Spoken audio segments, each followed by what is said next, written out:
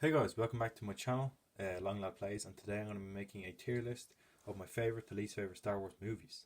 So yeah, let's get straight into it. Coming in at number 1, we have Episode 1, The Phantom Menace. I'm going to put this one in fine.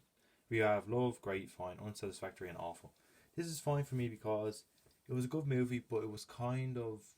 No, it was a good movie. It wasn't bad, it was a good film. I love Darth Maul. He was just so awesome. I was obsessed with him as a kid. I bought his saber, bought his costume and stuff. It was awesome.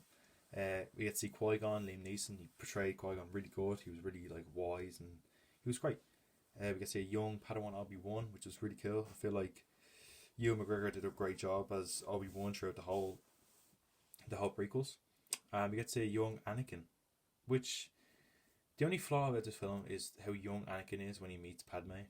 If he was a bit older, it would have been better because obviously in the next two it's a lot less weird because he's grown up, but he's like 9, I think she's 14, and she kind of has the hots for him, so it's a bit weird, but overall it's a good film. I think that I seen Dave Filoni. He is great. He's a dude. Oh, Dave Filoni is an awesome dude, but I seen him saying a podcast about this movie and the Duel of the Fates. The Duel of the Fates isn't just about Qui-Gon, Obi-Wan and Maul. It's about Anakin, the fate of Anakin, the fate of the child. If Qui-Gon beat Maul, Anakin would have had a father figure. He would have had better Jedi training. He would have been more wise, less arrogant, less cocky, pretty much. But obviously, the tragic thing happens. Qui-Gon does die by the hand of Maul, and then Obi-Wan destroys Maul because Maul was too arrogant when he had Obi-Wan pretty much dead. But obviously, Obi-Wan becomes Anakin's master, and Obi-Wan's more of a brother form than a father form to Anakin, and obviously at this point in time, Obi-Wan feels like Anakin is a unnecessary life form, as he says to Obi-Wan or Qui-Gon in the movie. But he makes a promise to his old master that he will train the boy. But overall, it was a good film. The next one is, I'd say I prefer Attack of the Clones to Phantom Menace because I'm more of an action man. There was a great action scene in this, but obviously we get multiple in Attack of the Clones. We get Obi-Wan versus Jango on Kamino. We get to see Slave One. We get to see a young Boba. We see Battle of Geonosis. Pretty much every Jedi there. Get to see Mace Windu and Jango. Obviously, we know what happens there. Mace Windu yeets his head off. We get to see Obi-Wan and Anakin versus Dooku. Dooku is obviously a lot more powerful than both. He destroys both of them. We get to see Yoda versus his old Padawan Dooku. Obviously, Yoda is just more powerful with the Force, and Dooku gets out of there. We get to see the romantic development between Anakin and Padme, which is really cool. And obviously, some people take the piss out of Hayden for saying he doesn't like sand as a flirt technique, but overall, the romantic relationship finally develops, and it's a lot less weird because he's grown. And also, another huge part of this movie is Anakin's man dies, and this is a huge part of his fall to the dark side. He kills all the sand people, the men, women, children, and he doesn't even control himself. He just can't. And before he does it, we hear Qui-Gon through the Force saying, "Anakin, Anakin," try to stop him, but he's just so in tune with the dark side at that point that he just goes on a killing spree and kills them all. That was a real big part to his fall. And yeah, but overall, I really, really enjoy this movie. It's really cool. We get to see Geonosis in its whole form, like we see it in the Clone Wars, which is cool, and Rebels. Episode 3, Revenge of the Sith, my favourite prequel movie because obviously there's all these awesome action scenes between Obi-Wan and Anakin, but it's also the fall of Anakin and the rise of Darth Vader. This Anakin's fall is so traumatic because, for me it is, because after I watched the Clone Wars, I was so emotionally attached to Anakin, like the way his character was portrayed in the Clone Wars, and then going back and watching Revenge of the Sith, I a lot of tears came to my eye, but because he was so heroic in the Clone Wars. Obviously, we see dark side hints and pokes in that series, but he's just a lot different in the Clone Wars than he is in Revenge of the Sith. But nonetheless, it was a great movie, and we also got to see Yoda versus Palpatine, Mace Windu versus Palpatine, the death of Mace Windu, and the exile of Yoda and Obi-Wan. But overall, unreal. We obviously Padme sadly dies because of a broken heart, but Luke and Leia are born, which is the new hope to the galaxy. Coming in at number 4, we've got Star Wars Episode 4: A New Hope. For me, this movie is so nostalgic. It's great. Pretty sure everyone loves it. Maybe not as much as other ones because it's not really action packed, but we get to see the first Death Star being destroyed by Luke by using the Force, by shooting the missile into the main reactor. We get to see Obi-Wan and Vader meet again after 30 whole years. We get to see R2-D2 and C-3PO, which was cool. And overall, this movie was great. Really enjoyed it. And yeah, that's why it's top here. The next one we have Empire Strikes Back. For me, it's a real mix-up between Revenge of the Sith and Empire Strikes Back, but I'm a big prequels man, so I think a lot of people might give me hate for this, but I prefer Revenge of the Sith than Empire Strikes Back because it's more action-packed.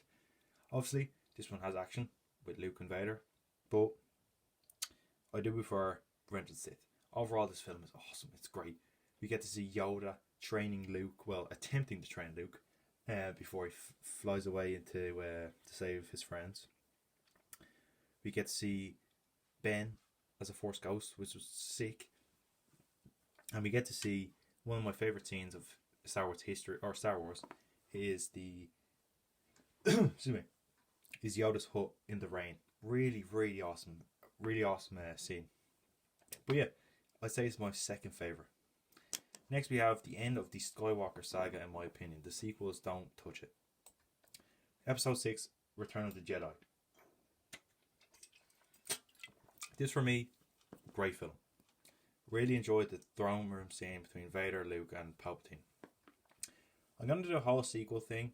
For this, I'm just going to do this 6. I'm not going to touch the sequels because I want to do an episode of me explaining why I really had different views of what I would have done. So, excuse me. This film for me was great. It is my favourite because it's so emotionally attached to me, because the ending scene when Luke sees his father, his uncle, and his previous pretty much master, Yoda, because he trains him. And for me, this movie was great. We finally get to see the redemption of Darth Vader. Sorry, not Darth Vader, Anakin. He finally breaks out of Darth Vader, and while Palpatine is so enraged with the dark side trying to kill Luke, he doesn't sense Vader's betrayal, and before he does, Anakin throws him down the well, and before he clocks it, oh no, my apprentice has betrayed me, he's already dead, pretty much. So yeah, this is my favourite one, because obviously Lando, they destroy the second one, and we get to see Endor with all the oh god, what are they called? Oh, the little dudes, the little bear guys, I can't remember what they're called, but they are awesome. I love the way they have the rebels, and that just shows how different species that aren't the same, they're nothing alike, but they come together to fight for the same cause, for the better cause. We get to see Jabba the Hutt in this one as well. This is awesome. Yeah, so these are from the 1 to 6, this is my tier list. But Rogue One. Rogue One is there. The reason how Rogue One was there, it's great, and I love the way there's no Jedi in it, and they build up these characters so well that they build them up so well, and then they kill them at the end. It's so traumatic, and it's just great though, the way they kill all of them. And we obviously get to see the Death Star being made, and my favourite scene ever in movie history, Darth Vader hallway scene. Some people might argue that Luke's is better in The Mandalorian, but Vader's for me the best hallway scene, best scene of any Star Wars for me personally. And in Solo's good. I'd say, I'd say it's there. It is really good. It's action packed, but it is a Star Wars movie, but it's more of just it's a fun Star Wars movie. It's not really depth. It's not enough depth in it, but it's a movie about Han Solo. Like, it's good. It's awesome. Well, let's throw these in. I did like Force Awakens. I did really like Rise of Skywalker, but that movie's not awful. It's unsatisfactory. I feel like that's a better way to describe the movie than awful, because there is parts in that are good, obviously, but it's unsatisfactory. But I am gonna do my own video of what I would have done with the sequels, my kind of theory and opinion of what I would have done. So, those are there's my tier list of my favourite to least favourite Star Wars movie. We've got number 1, Return of the Jedi. Number 2, Revenge of the Sith. Number 3, Empire Strikes Back. Number 4, A New Hope. Number 5, Rogue One. 6, Attack of the Clones. 7, we have Phantom Menace. 8, actually no, we have 8, Rise of Skywalker, then Solo, then Force Awakens, and then Last Jedi. So, yeah guys, hope you guys enjoyed this video. I know I still haven't got the grips of editing. This is all just raw, so that's why you might hear me drinking water and stuff. But yeah, hope you guys enjoyed, and make sure you like, subscribe, and comment on what you want to see next. So yeah, cheers guys for watching, and see you later.